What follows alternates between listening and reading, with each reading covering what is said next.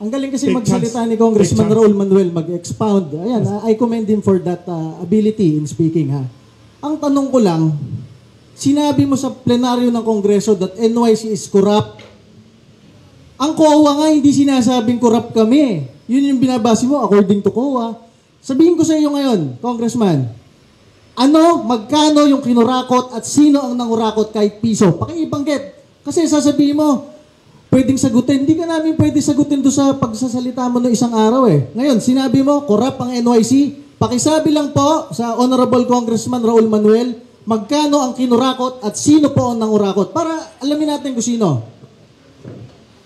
Again po, for the record, hindi po totoo na walang platform para sumagot yung ating mga government officials. Again, kung handa po silang sumagot, dapat ay meron silang kayang ma-relay doon sa legislators na sila yung nagsusponsor ng budget ng bawat government agency. Also, again, public information po yan. Kahit sino po sa atin ay pwedeng i-search yan online, yung mga findings ng COA regarding the National Youth Commission. Tapos, ang punto natin dito, taon-taon hindi tayo nawawalan ng mga ganitong usapin kung paano ginagamit yung pondo ng bayan, lalo na doon sa isang agency na dapat ay nangunguna sa pagtaguyod ng interes ng mga kabataan. Sa panahon na, again, kanina naputol lang tayo kasi it was supposed to be my venue, like ngayon, para ipahayag yung saloobin ng mga kabataan, pero merong nag-gate crash dito. Ang tanong kasi kanina, ano yung mga top na problema ng kabataan? Yun yung dapat na pinag-uusapan natin ngayon eh. Sabi niyo, sir, kurakot ng NYC. Tinatanong ko, sino po ang kurakot at magkano ang kinurakot? Pakisabi, ba't sasabihin niyo? Pakicheck, public knowledge naman sa COA yan.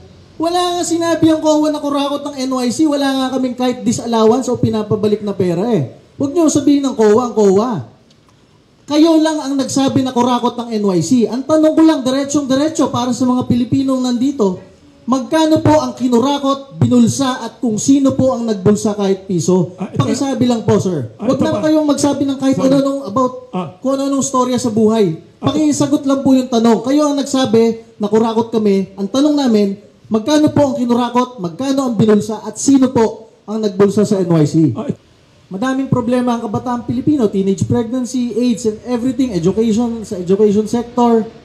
Lahat naman yan, merong departamentong nag-handle, nandiyan ang DOH, nandiyan ang DepEd, and everything.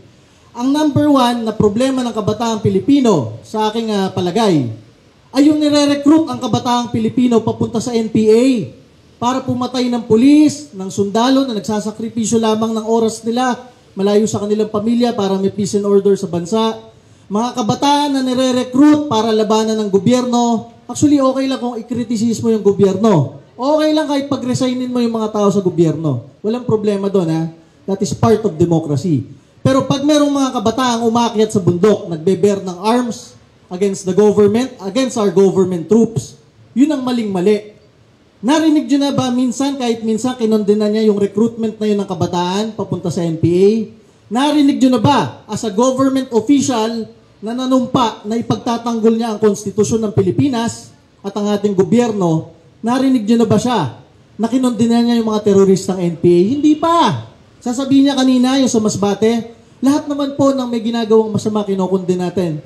Hindi niya dinidiretso yun sa NPA. Yun, number 3. Walang kaugnayan sa armed struggle yung bata na yon. Promising football player ng Pilipinas. Nasa Masbate, binaril sa ulo ng NPA. Ba't po hindi nyo kinukondena yung NPA? Huwag nyo sabihin, lahat naman ng kriminal kinukondena namin. Yung NPA lang po ang sinasabi namin. Bakit hindi nyo kinukondena ang NPA? Pinatay yung batang Pilipino. Nasa batas po natin sa current laws ng Government of the Republic of the Philippines at ito din naman ay kinakatigan ng ating mga huwes na kung meron tayong gustong mapanagot sa kasong rebellion, kasi makakonsider naman talagang mga rebelde yung mga nasa New People's Army, di panagutin sila sa kasong rebellion, yun ay krimen. Diba? Kung pag-aaralan natin yung ating mga batas. So, hindi po natin maintindihan kung bakit po dinidiin tayo sa ganong usapin kasi nandyan naman yung batas. Kung meron tayong gusto kasuhan ng rebellion, di kasuhan po natin ng rebellion. Kasunod po, yung nangyari na yon actually hindi nga yun pagbarel, yun po ay death, no? Dahil sa paggamit ng isang bomba. So actually, ang dami pong facts kasi na binabanggit na Ang actually facts ay lang, hindi bakit totoo. ninyo kinukundina Tapos, yung NPA? meron tayong statement na nilabas doon na baka lang po hindi po nakarating o hindi nabasa ng ating NYC chairperson. So pag ilang strike na po ito in terms of facts, kaya we highly advise the NYC chairperson na maging maingat po sa kanyang mga salita at magbatay po sa kung ano lamang yung facts. Maraming problema ang bansa natin. Maraming problema ang kabataang Pilipino. Tinatry niyang i-balance yan sa buhay niya. 'Di ba? Mahirap kayo, may problema ka sa magulang, minsan may problema ka pa sa love life, may problema kayo sa pera, papasok ka sa paaralan, may problema ka pa sa mga teacher mo, maghahanap kang trabaho, bata ka pa, may problema ka sa paghahanap ng trabaho. Walang katapusan ang problema ng kabataang Pilipino. Ang tinatanong ko lang sa inyo, bakit hindi nyo kinokondena yung mga nagre-recruit sa kabataang Pilipino para pumatay ng pulis at sundalo, manunog ng cell sites, mag-extort sa mga kapwa Pilipino? Yun lang ang tanong ko. Kasi ano sasabihin mo? Hindi naman ako dito na-appoint bilang santo. Na-appoint ako bilang government official na dapat nagtutulungan tayo as government official. Lahat tayo sa gobyerno nagtutulungan para patatagin ang gobyerno, patatagin ang bansa. Ngayon, ang isasite mo dyan, ang daming problema ng mga Pilipino, mga kabataan. Ang NYC, hindi ma-handle. Paano namin i-handle? Mismong budget namin, pinipigil mo? Ilan ang SK? 400,000? Buong bansa, imo-monitor namin, susupervise. Tapos yung budget namin, pipigilan mo? O paano nga namin magagawa yon? Harap ka sa plenaryo, sasabihin mo ba? Kurakot kami, wala na kami budget. Ang kotse namin, Suzuki APV. Mas maganda pa yung mga kotse ng mga SK. Taon-taon may nare-raise sa loob ng Kongreso kasi hindi nawawala ng anomalya yung ganong institusyon. And also, while gusto po nating magkaroon ng maayos na usapan dito, hindi Ayaw natin niya sagutin nakikita may patutunguhan ito Wala pa patunguhan to kasi ayaw niya palakasan ng sagutin. boses yung ating magiging batayan dito. Maraming advokasya. Si Congressman Raul Manuel, ang Kabataan Party List, na I joined Legit. them. Legit. Hindi legit. O legit naman yung iba nila, yung karamihan. Ang sinasabi ko, madami siyang advokasya sa Kabataang Pilipino. We join him in pursuing that advocacy. Oh, So you can work together on sana common sir, issues. we are in the Common government. issues. We are both in the Philippine government. Ang sasabihin ko lang dyan, sir, issue ng edukasyon, nagmamahal yung tuition. Sino pang gusto magmahal ng tuition? Lahat tayo may pamangkin, may anak, mayroong apo na nag-aaral. Lahat tayo gusto mababa ang tuition. We join him in pursuing na sana hindi nagmamahal ang tuition. Ito sabihin ko sa iyo, sa napakaraming issue ni na Congressman Manuel, baka 80% ng issues nila, okay, we join them. Doon lang sa issue ng ano reaction niyo na NPA 80%? recruitment, ang galit na galit kami. Yes. Pare, hindi. Anong comment ka na? Tingnan niyo kung sino dyan yung, yung mga mukhang nagtitik-tik lang, ha? Mga unfair. Ayan, sa mga gilid-gilid, na hindi taga-media. Tingnan niyo kung sino. Tingnan niyo, ha? Ano yung mga... May mga nagpipicture dyan ng sasakyan nyo, nagte-text ngayon kung sino-sino kayo dito. Ayan, tingin-tingin kayo sa likod nyo. Hindi taga-Kamuning Bakery, hindi taga-media. Ma-identify nyo kung sino dito yung May tanong lang... nagtitik-tik dito ngayon. ha? Sorry, may tanong lang si Congressman kanina at saka concern ng ibang tao. Sino? Ituro mo. There Sino? are Meron ba? socialist and Yan, progressive forces. Yung naka-ano po? Yung naka-shades? Saan po kayo? Ganun po kapraning yung ating Hindi. message share. Pinipicture niya yung mga plate number ng mga sasakyan nyo Driver po kanina sa namin labas yun. driver mo yun! Sir, natural lang po yun, bodyguard niya kami. sige. Pinipicture mo lahat ng sasakyan dyan sa tabi. Pangit mo kasi. Hindi ko alam na driver mo. Akala ko nagtitik-tik Opo, lang. kasi ganun po Parang kapraning namin na mag-isip staff yung na ating NYC nagpipicture ng mga chairperson. plate number nyo. Kung si Congressman Raul Manuel, ikokondina niya ang NPA, tutulungan niya yung mga magulang na nagre-reklamo na yung mga anak nila nire-recruit ng NPA. Baka gumawa pa kami ng commendation sa'yo, Congressman Manuel.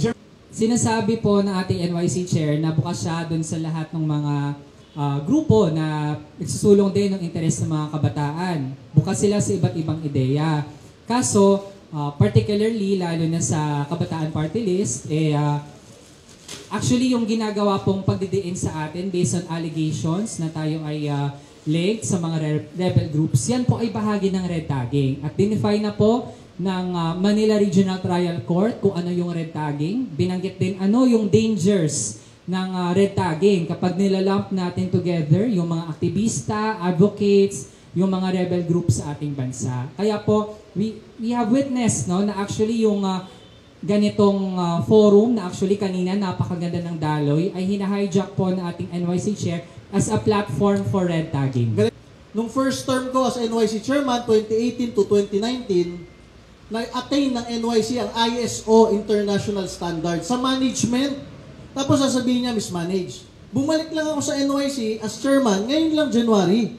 Ba't mo ako pagre-resignin? I am the only NYC chairman na naging member ng Kabataan Party List.